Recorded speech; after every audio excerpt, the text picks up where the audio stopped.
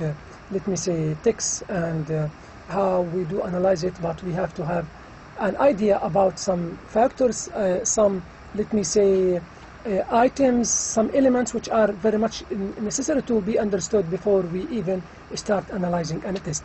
I have just talked about identities and relationships. Now I will talk about politics. The distribution of social goods. I talk and act in such a way that a visibly angry male in a committee meeting, perhaps it's me, is standing his ground on a principle, but a visibly angry female is hysterical. In other words, how we understand even anger, how we can explain why somebody is angry could be understood in different ways depending, for example, like the example I have given, whether I'm talking about a male or a female. If the angry person is a man, I have understood it in a meeting. I mean that he's angry because he has principles and he insisted on making his principles, let me say, applied or being followed. But the angry woman could be understood in another way.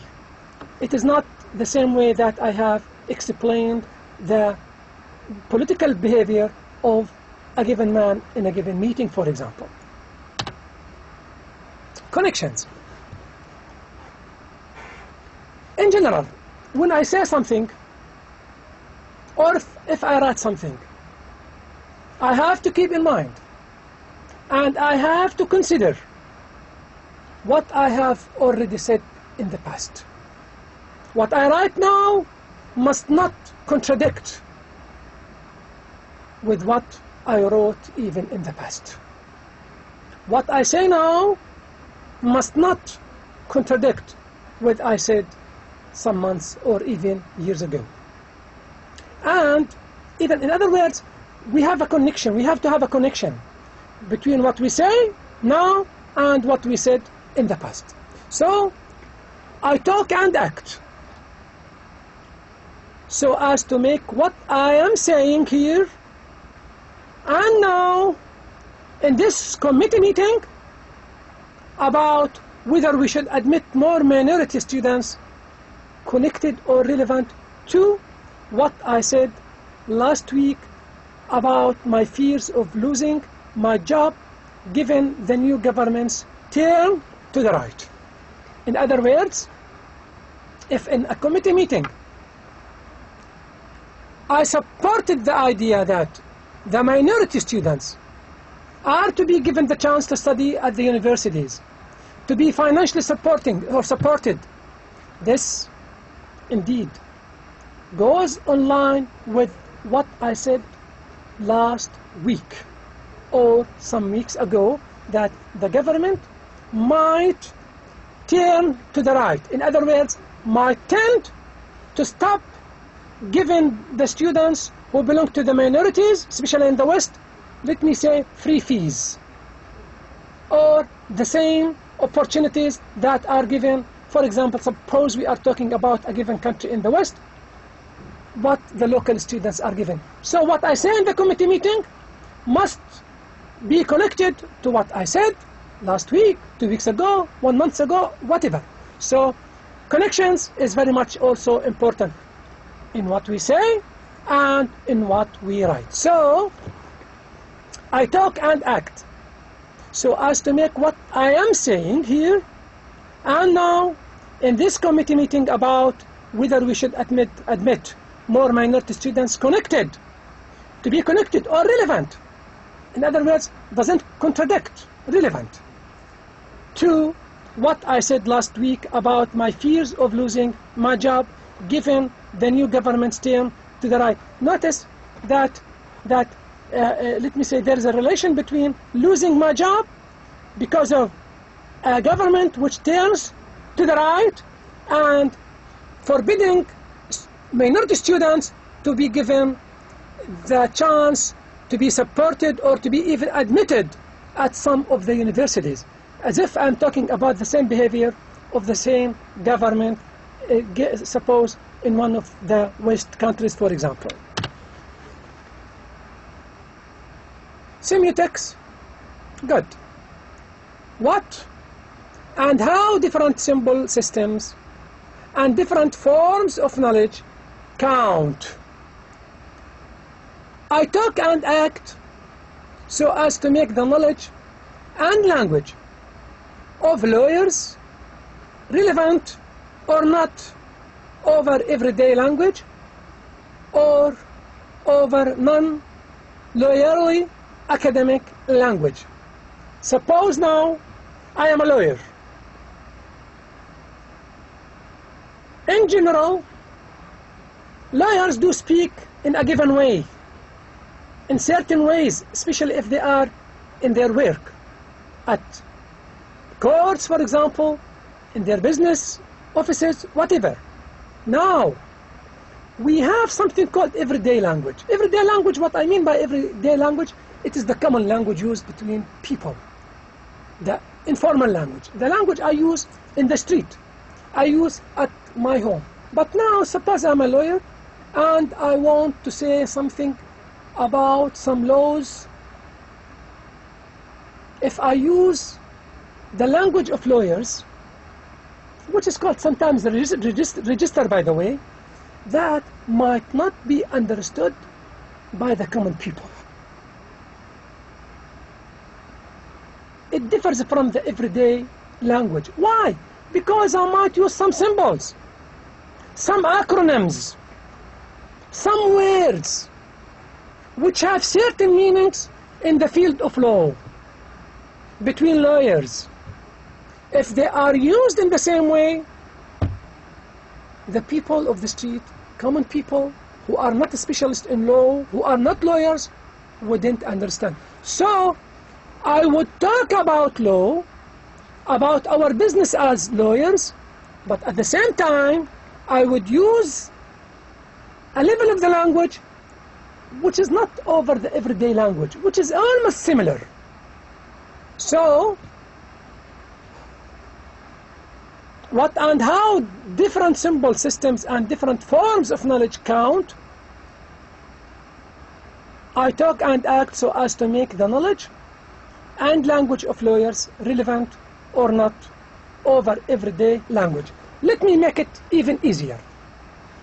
If I'm speaking about linguistics with those who are specialists, the language that I will use will be understood by the linguists. For example, instead of saying letter, I would say phoneme. Instead of saying phone, I would say olophone. If I use phoneme and olophone, while I am involved in an everyday language with common people, they wouldn't understand me. Because these two words are part of linguistics, a field that they are not specialists in. So I talk and act, even if I want to talk about linguistics, with those who are not specialists in everyday language, I will talk about the same thing, but using different level of the language.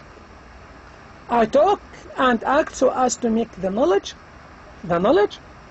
and language of lawyers relevant. In other words, could be understood by common people, people who are not specialists, who are not lawyers. Relevant or not over everyday language or over non-lawyerly academic language, language which is not the language of lawyers, in our committee discussion of facilitating the admission of more minority students. There are several tools of inquiry. There are several tools of inquiry. What I mean by several tools of inquiry, ways of looking at the world of talk and interaction that will help us study how these building tasks that we have just covered are carried out and with what social and political consequences.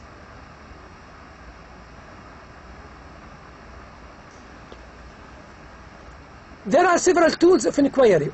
What I mean by tools of inquiry, ways of looking at the world of talk and interaction. how I can understand, how I can interpret a given talk, how I can interpret a given text. Tools that I would use to understand a given text, to understand a given talk. The tools of inquiry that will be introduced in this chapter are primarily relevant to how we build identities and activities and recognize the identities and activities that are being built around us.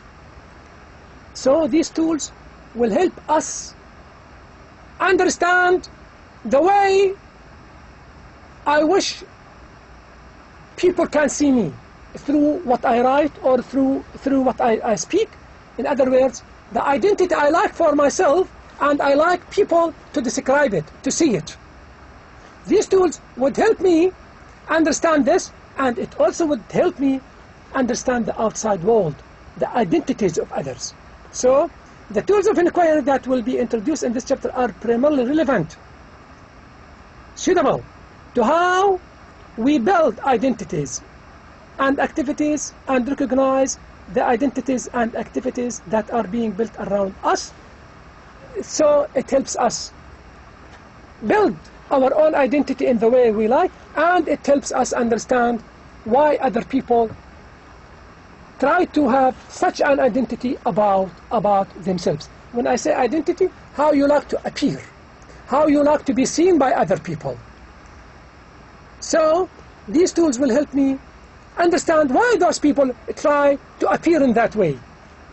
And it also would help me know how I can, let me say, succeed in appearing in a given way, in showing my own identity to people in the way I like. The tools of inquiry that will be introduced in this chapter are primarily relevant to how we build identities and activities and recognize. Understand means the identities and activities that are being built around us. However, the tools of inquiry introduced here are most certainly caught up with all the other building tasks above.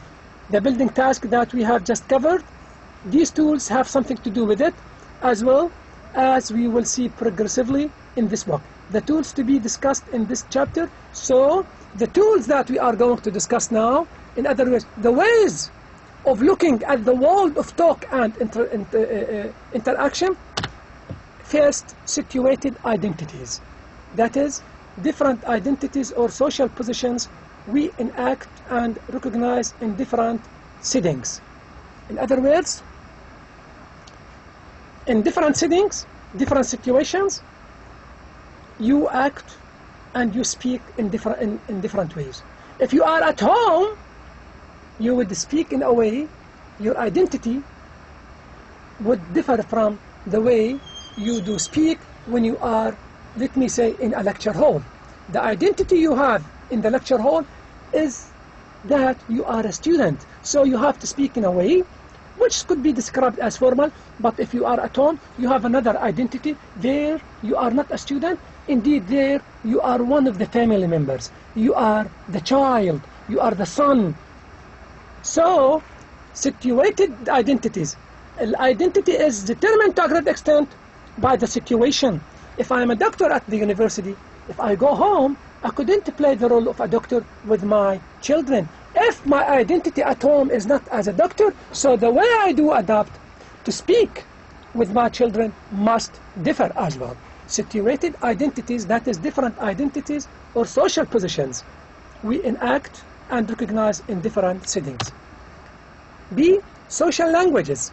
That is different styles of language that we use to enact and recognize different identities in different settings. Different social languages also allow us to engage in all the other building tasks above. For example, social languages means what? We have different styles of languages. The language that we use might be formal. It might be intimate. It might be frozen. It might be informal. It might be consultative. I'm talking about different styles of speech. In the past, people think that we have only two styles, to speak formally or to speak informally. And this would determine the relation between you and the interlocutor, the one to whom you do speak. Indeed, linguists have found out that even between formality and informality, we have something between. We have formal, but less formal. We have informal, but less informal. So we have casual speech. So we might talk about two styles which are described to be informal, but one of them is more formal than the other, or more informal than the other. For example, if I speak with my brother, it is informal. And if I do speak with my friend, it is also informal. But the language used with my brother is very much intimate, but the language I use with my friend is less intimate. It is informal, right? But I can say that the language between me and my brother is very much informal. So, informality even, this is the point, degrees. Different degrees of formality and different degrees of informality. So, I might be formal while speaking with you, but I might be very much formal, and this is what we call frozen. What I mean frozen, as if I do not want to talk to you. I am very formal to the degree that you might think that I don't want even to talk to you. This is called frozen style. So social languages, that is different styles of language that we use, different styles of language, formal, informal, for example, that we use to enact and recognize different identities in different settings. Yes, a student couldn't talk with his doctor the way he does talk with his colleague. Okay, so that we use to enact and recognize different identities in different settings. Different social languages also allow us to engage in all the other building tasks. Discourses with a capital D. That is, different ways in which we humans integrate language with non-language stuff. Sometimes, even while speaking, you make integration between languages and other, or sometimes it is called extra-linguistic factors. Here it is called non-language stuff. For example, the same sentence might be said, but how your face appears would make it understood in different ways. So this is what I mean by non-language stuff. How you behave while speaking. How your eyes do appear. You stare or not. So that is different ways in which we human integrate language with non-language stuff, such as if I'm speaking while moving my hands would be understood in a way that differs from speaking while my hand is like this. If I say that, this is a matter of warning.